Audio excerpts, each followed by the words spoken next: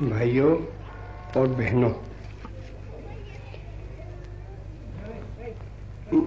मुझ पर कुछ खत भी आए हैं और यूं भी लोग जो सुनते हैं अपना दर्द बताते हैं कि मेरी खांसी अब तक भी मिटी नहीं है और मैं जब प्रार्थना के बाद कुछ कहता हूँ तो भी खांसी आ जाती है।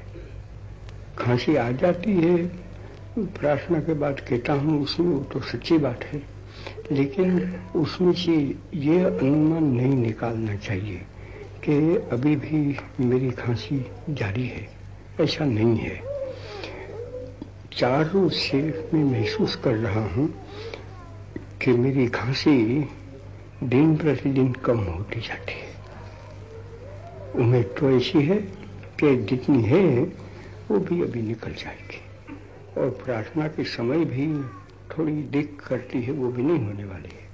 करती है उसका सबब है कि सारे दिन भर घर में बैठा रहता हूँ और पीछे निकला तो बाहर की हवा लेना वो कोई बुरी बात नहीं है, बड़ी अच्छी बात है, लेकिन एकाएक बाहर की हवा लेना तो मुझे खांसी थोड़ी आ जाती है। वो भी मैं शुभ चिन्ह समझता हूँ कि जब तक थोड़ा सा भी बलगम पड़ा है और खांसी आती है तो कोई बुरी बात है, ऐसा मैं नहीं मानता हूँ।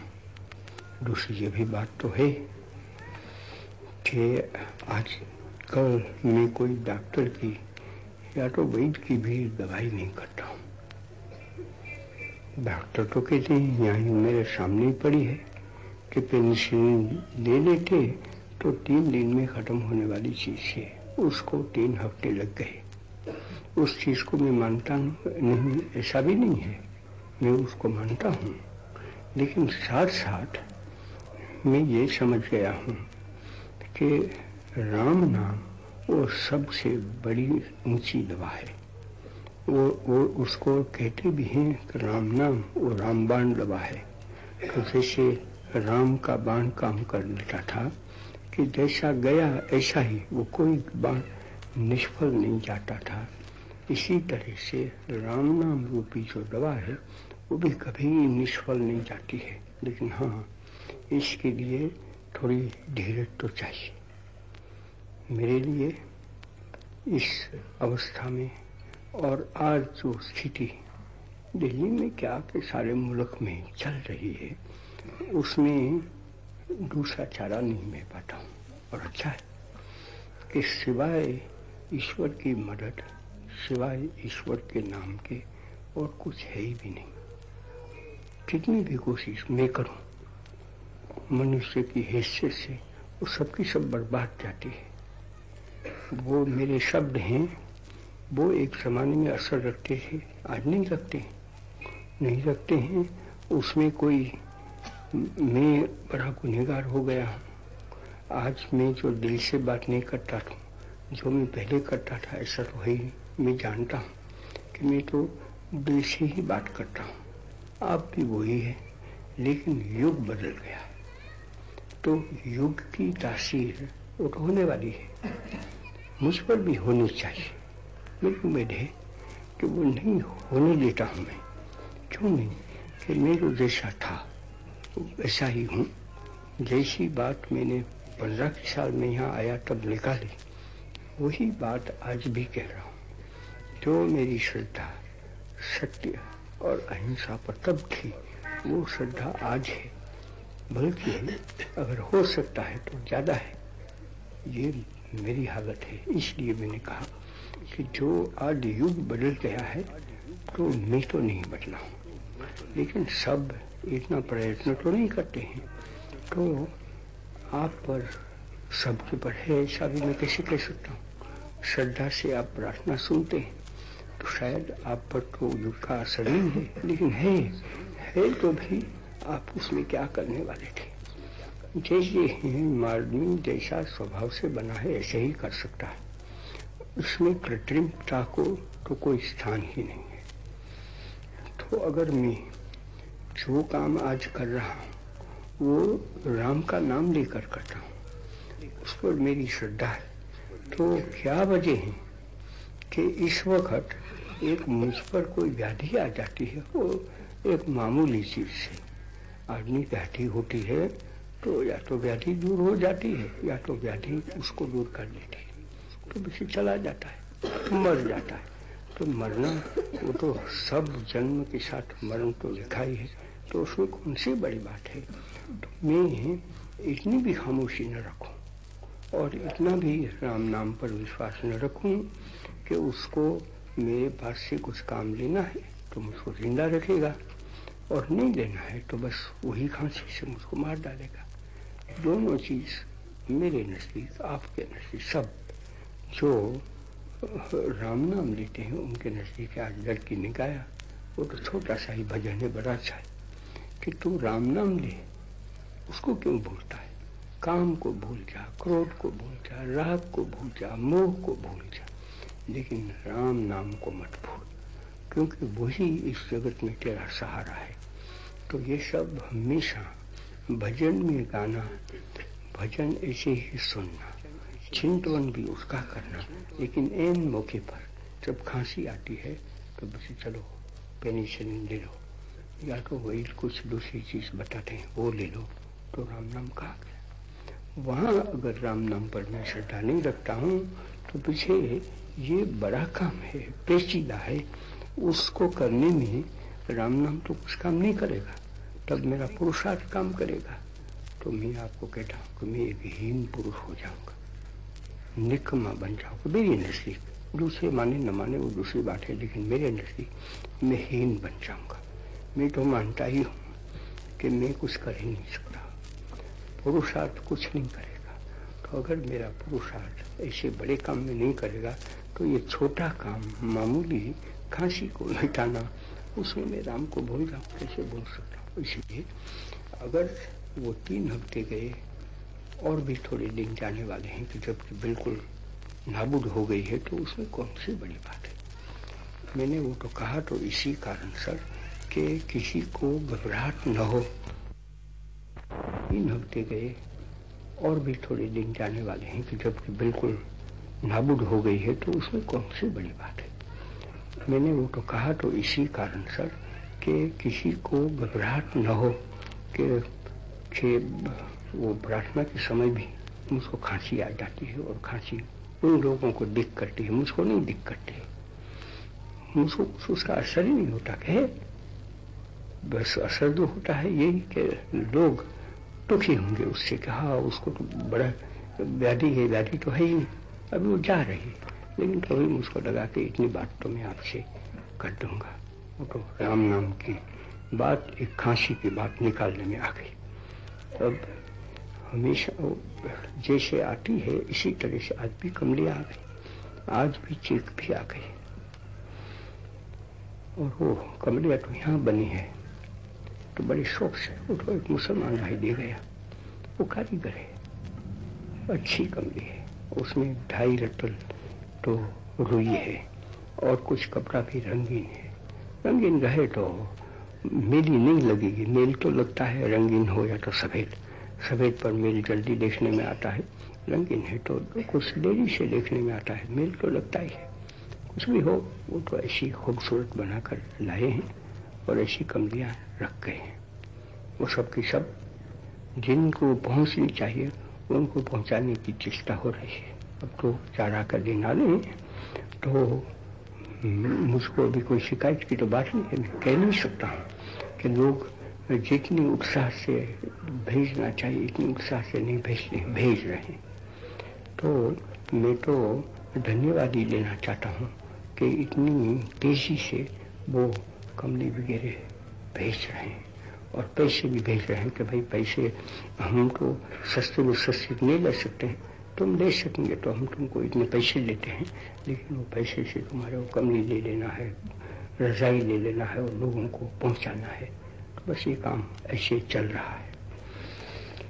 अभी एक तीसरी बात भी मैंने इसमें लिख रखी है, क्योंकि अभी भी वो तो आपको मैंने सुनाया था कि कमेटी बैठ रही है, कमेटी ने तो अपना काम कर लिया। राजेंद्र बाबू ने वो कमेटी बुलाई थी खुराक के बारे में।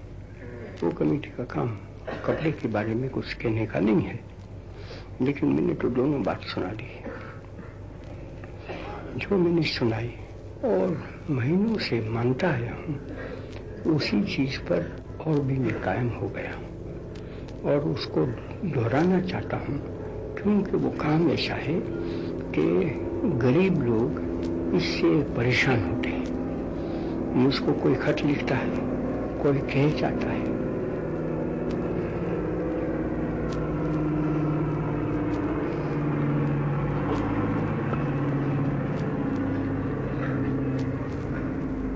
वो जो किसानों में काम करते हैं ऐसे भी मुझको कहते आते हैं, कह गए कि जो तुमने कहा वो तो उससे किसान लोग तो बहुत खुश हो गए हैं कि अच्छा, अभी तो अगर ये उस पर जागता है वो छूट जाएगा तो हमको कुछ तो मौका मिलेगा। आज तो हम अपना अनाज तो भरा है, वो निकाल नहीं सकते, खाएं वो तो खा तो जाए, लेकिन उसमें से कुछ पैसा भी पैदा करना है, तो जितने से पैसा पैदा हो सकता है इतना अनाज तो निकाल नहीं सकते हैं, तो उनको बुरा लगता है। या तो पीछे उसका ब्लैक मार्केट करें और कुछ पैसे ले लें, तो वो भी किसान बेचारे स्वभाव से तो कोई ब्लैक मार्केट करने वाले थोड़े हैं, करके भी जाएं कहाँ, थोड़ा 10-20 रुपया उसको मिल जाए, उसमें ब्लैक मार्केट क्या करना था, प्रपंच क्या करना था, लेना है, तो वो सब खुश हो रहे हैं। तो मुझको लगा कि फिर भी मैं कह दूंगा और आपके मार्फत से हुकूमत को भी सुनाऊंगा और दूसरे लोग जिसके हाथ में ये कारोबार पड़ा है उनको, कि आप इतनी श्रद्धा लोगों पर क्यों नहीं रखते हैं, इतनी हिम्मत क्यों नहीं करते कि हम राशनिंग छोड़ देते हैं, हम वो जो अनाज पर जो एक जागता रख लिया है उसको छोड़ देते हैं, उसका नतीजा कभी बुरा आ नहीं सकता है। देखो तो सही, आखिर में हुकूमत तो आपके हाथ में पड़ी है, कुछ हो गया, लोगों को मिलता नहीं है और लोग बदमाश हो गए हैं, किसान तो भी चोरी के रखते हैं, छुपा रखते हैं, ऐसा कुछ होता है तो दोबारा कुछ करना है तो करो, लेकिन इतनी भी हिम्मत हम न रखें। और हिम्मत न रखते हैं इस कारण लोग परेशान हों, वो कोई हिसाब उसका मिलता नहीं है, उसमें पीछे हमारे लोग हैं, उसमें वो पंचायत का एक स्वभाव होना चाहिए, वो खुलता नहीं है। इस कारण मैंने सोचा कि मैं दोबारा भी कह दूंगा। और इसी तरह से कपड़ा का है तो नहीं, लेकिन अभी तो वो मिल के मालिक है, वो भी मुझको सुनाते हैं कि हमारे पास तो अभी कपड़ा का ढेर बन गया है। क्यों बन गया है कि उस पर तो अंकुश है ना, अंकुश है, इसलिए कहाँ जाए कपड़े, किस तरह से वो कपड़े निकाले। तो कहते हैं कि अगर छूट जाता है उसका उसमें फायदा की बात नहीं करते हैं, ये मैं मानता हूँ, वो तो बिल्कुल लोगों की दृष्टि से बात करते हैं कि अगर वो छुट्टी ले लेते हैं तो कपड़े जो पड़े हैं वो तो चले तो जाएं, जिस तरह से लोगों को पहुंचा सकते हैं वो पहुंचा तो दे। ये कितनी भयानक बात है कि हमारे पास मानी हिंदुस्तान में अनाज तो पड़ा है, लेकिन अनाज जिसको पहुंचाना चाहिए उसको पहुंच न सके। क्यों कि हमने यहाँ से मध्य बिंदु से सबका अंकुश रख लिया है, और इसी तरह से कपड़ा का यहाँ से अंकुश रख लिया, इसलिए सबको पहुंचना चाहिए, वो कपड़े नहीं पहुंच सकते हैं। उसको ऐसा लगता है कि इसमें कोई बड़ा दोष रहा है, और पीछे हमारी सिविल सर्विस वो तो पड़ी है, वो बेचारे अपनी कुर्सियों पर बैठकर काम करने वाले, उसके सामने टेबल पड़ा है, उसके सामने वो लाल पट्टी पर है, उसके सामने वो वैक्स पड़ी है, और वैक्स लगाना, लाल पट्टी लगाना और फाइल बनाते रहना, वो उनका पेशा। कब वो किसानों के बीच में रहें, किसानों का कब उन्होंने परिचय कर लिया है। मैं तो उनसे बड़ी अदब से कहूँगा कि आप इतनी नम्रता तो रखें कि आप उसमें दखल क्यों दें, और आप क्यों ऐसा मानकर बैठ जाते हैं कि लोग मर जाएंगे अगर ये अंकुश चला गया तो। लोग क्या मरने वाले हैं, आपके अंकुश से लोग मर, वो तो खुली आंखों से हम देख सकते हैं, लेकिन अगर अंकुश निकल गया तो लोगों में अपनापन कुछ है, तेज है, बहादुरी है, सच्चाई है, वो सब बाहर निकल जाएगी। आज तो सब हम दबा रख रहे हैं। उसमें माने तो ऐसा कि लोग पागलपन नहीं करेंगे, बदमाशी नहीं करेंगे। अरे बदमाशी तो करने वाले कर ही रहे हैं, पागलपन करने वाले कर रहे हैं, लेकिन जो उनमें अच्छी अच्छी चीजें वो दब जाती है। इसलिए मैं तो कहूँगा कि ये चीज जितनी शीघ्रता से निकल सकती है वो दोनों चीज निकलनी चाहिए। तो मैंने तो ये भी बताया था, वो भी तो वो मिल वाले ही कहते हैं, मैंने उसको माना है कि अगर थोड़ा सा हमारे पास स्टॉक पड़ा है वो बिल्कुल बेचना ही नहीं, ऐसा कर दें तो भी लोग जागृत हो जाएंगे और पीछे अपने आप जो कपड़ों का दाम आज तो बढ़ गया है, सब चीज का बढ़ गया है, वो गिर जाएगा। अब तो कुछ होना चाहिए। जंग तो है ही नहीं, माना जाता है कि नहीं है, हिंदुस्तान के बाहर तो कुछ चाहता नहीं है, तो भी क्या वजह है कि कपड़ों का दाम, अनाज का दाम, सब चीज का दाम बढ़ता ही जाए। ये बड़ी नामुसी की बात है और हमारा सर तो झुक जाना चाहिए, ऐसा मैं मानता हूँ। तो इसलिए मैंने सोचा कि दोबारा भी मैं कह दूंगा कि लोगों पर कुछ श्रद्धा रखनी चाहिए, हमारे कुछ हिम्मत रखनी चाहिए और इन चीज़ों को जितनी जल्दी से हटा सकते हैं इतनी जल्दी से हटाना चाहिए। इसमें मेरे दिल में तो इतना भी शक नहीं है और दिन प्रतिदिन मेरा विश्वास बढ़ता जाता है। और विषय होगा क्या कि आज तो हम बेचैनी में बैठे हैं और विषय हिंदू मार डालेगा कि मुसलमान मार डालेगा, सिख मार डालेगा, वही सारा 24 घंटा वही काम करें।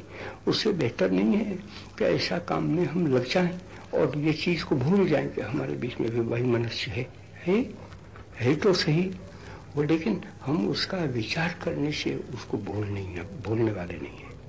हमारे तो शास्त्र में भी कहा है कि एक चीज है, उसका जब आदमी विचार करता है तो उसमय हो जाता है। तो पीछे अगर उसका विचार ही मैं 24 घंटा मानो कि यही कर लूं तो मैं उसमय बन जाऊंगा, तो पीछे मुझको जहर चढ़ेगा, उसका नशा मुझको भी होगा। हाँ चलो ऐसे ही करना चाहिए, मुसलमान है तो उसको काटो, मैं मुसलमान हूं तो एक उनको हिंदू को काटो, सिख को काटो, ऐसा स्वभाव बन जाएगा। लेकिन अगर मैं भूल जाऊं कि अरे वो तो चलता है, वो चलेगा, लेकिन मैं जो दूसरा काम करना है वो तो करूं, तो प्रजा में जो करोड़ों लोग भरे हैं वो भी कुछ काम करते हो जाएंगे। आज तो हम, ऐसा तो नहीं होता था, लेकिन आज है, हमको चम्मच मुंह में डालकर खिलाएं तो हम खा सकते हैं। तो क्या हमारे यही हाल होने वाले हैं कि इस आजादी में हम बिल्कुल बेकार हो जाएं और कुछ शक्ति हमारे में है ही नहीं, अपनी शक्ति से कुछ न करें? ये तो कोई अच्छी बात नहीं लगती। इसका नाम मैं पंचायत राज कभी नहीं कह सकता। इसलिए मैंने सोचा कि मैं आपको वो भी तो कह दूंगा।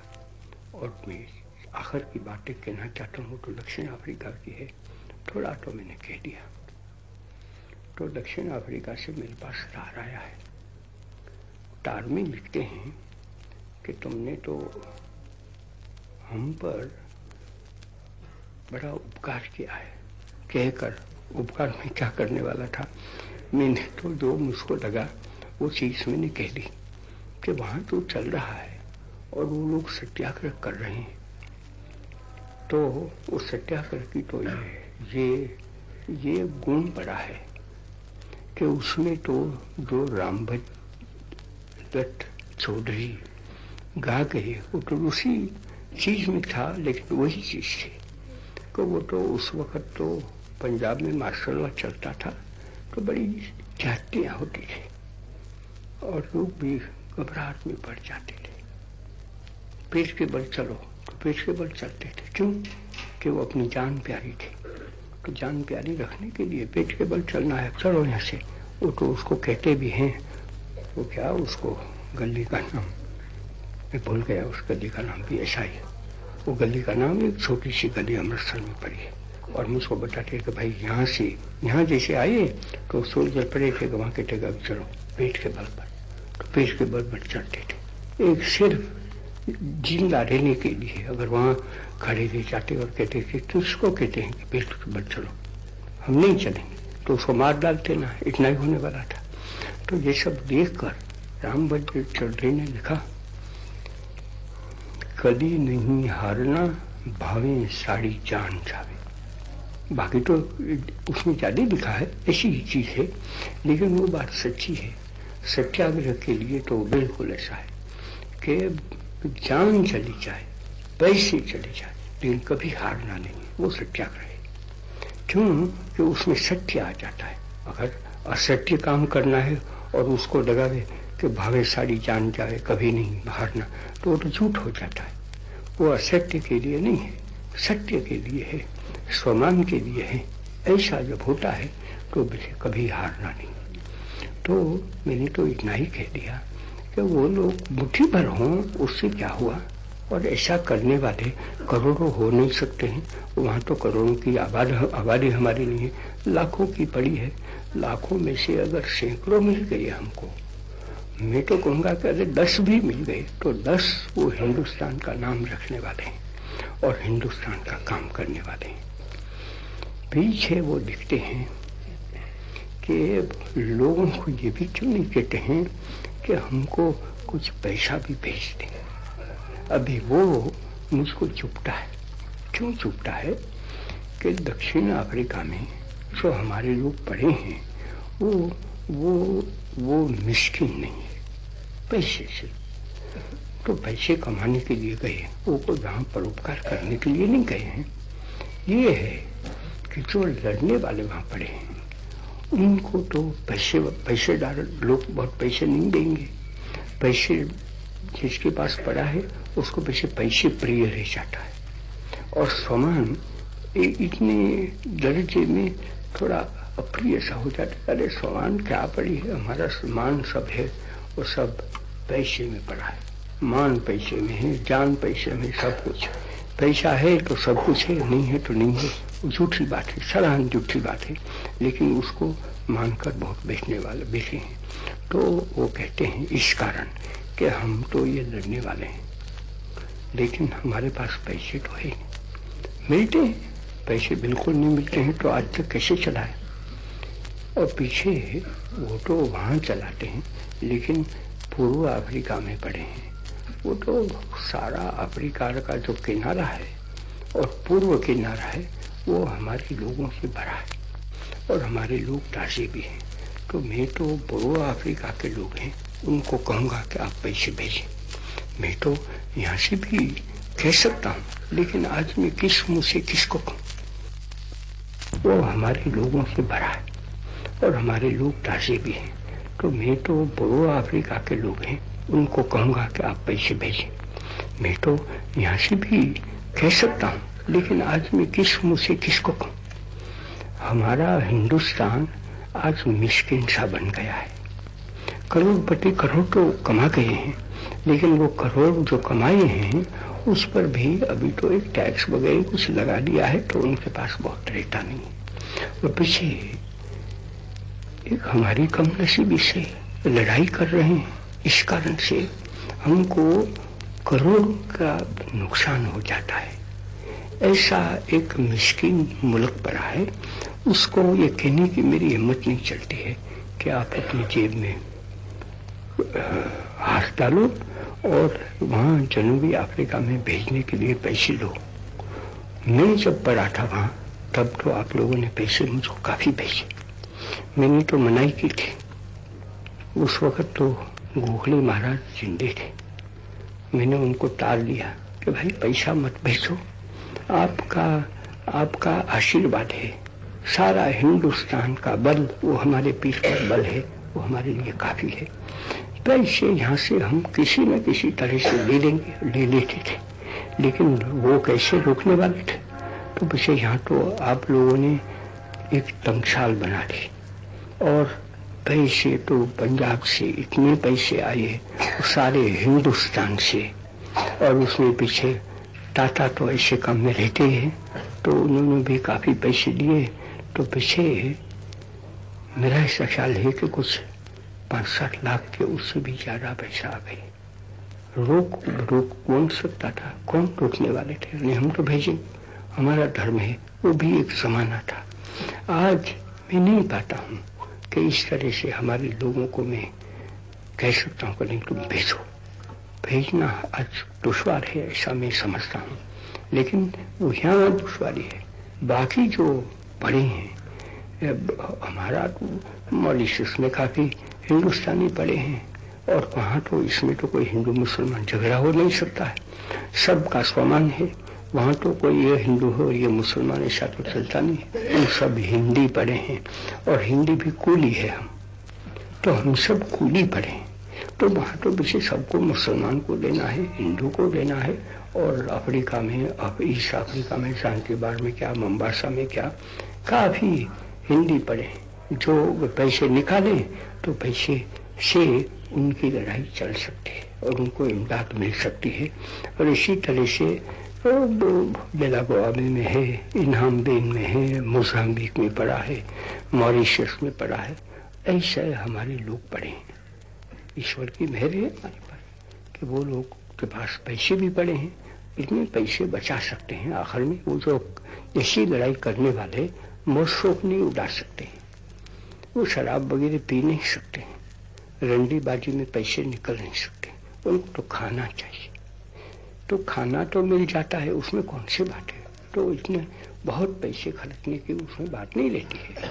तो मुझको लगा कि वो लोग कहते हैं, वो टाल करते हैं, तो ये भी मैं आप लोगों को सुना दूँ कि मेरी आवाज़ पीछे वहाँ ईस्ट अफ्रीका वगैरह की हिंदी है उसको पहुँच जाए, तो उनको कह सकते हैं कि आप तो वहाँ लड़ रहे हैं सारा हिंदुस्तान के लिए, हम अपने लिए थोड़ा लड़ते हैं।